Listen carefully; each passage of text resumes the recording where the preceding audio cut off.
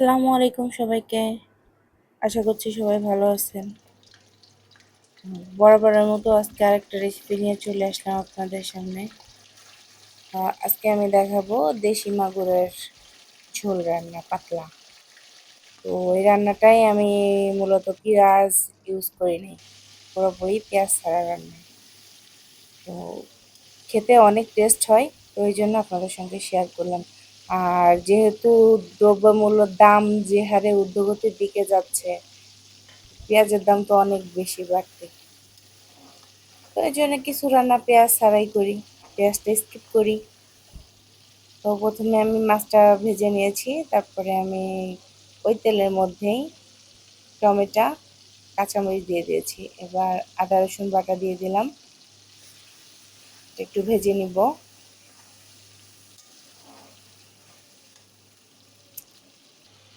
তো কিছুক্ষণ ভাজা হয়ে আসলে আমি এর মধ্যে দিয়ে দিব সামান্য পরিমাণে মরিচের গুঁড়া,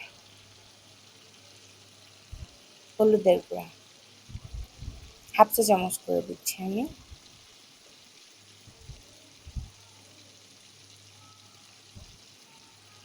ধনিয়া জিরা গুঁড়া 1 চা চামচ।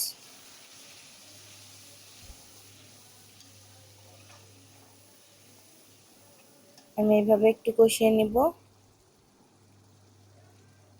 নেওয়ার পরে পানি অ্যাড করবো একটু। পানি দিয়ে আবার ভালো মতো কষাবো।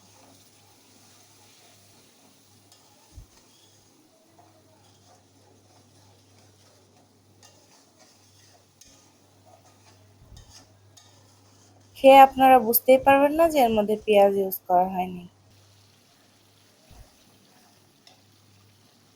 আর টমেটোটাও অপশনালি, আপনারা থাকলে দিবেন, না থাকলে দরকার নেই, আপনাদের ইচ্ছা মতো। মাছটা দিয়ে হালকা করে ভেজে নিয়েছি, মাছটা কষায় নেব।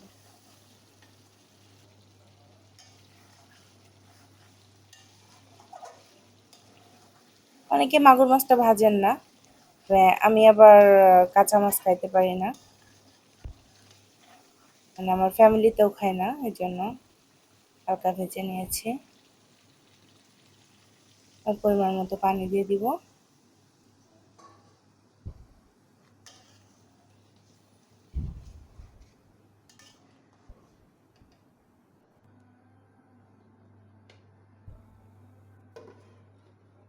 ঢাকনা দিয়ে ঢেকে দিলাম। ঢাকনাটা উঠে একটু নাড়াচাড়া করে দিব আবার।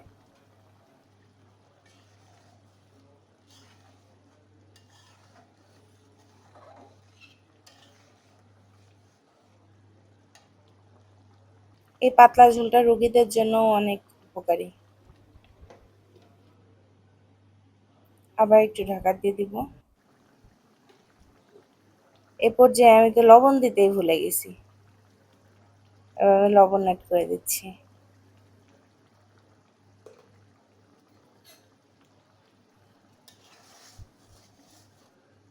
আপনাদের স্বাদ অনুযায়ী লবণ দিয়ে দিবেন। যাই হোক, আমি ভুলে গেছিলাম।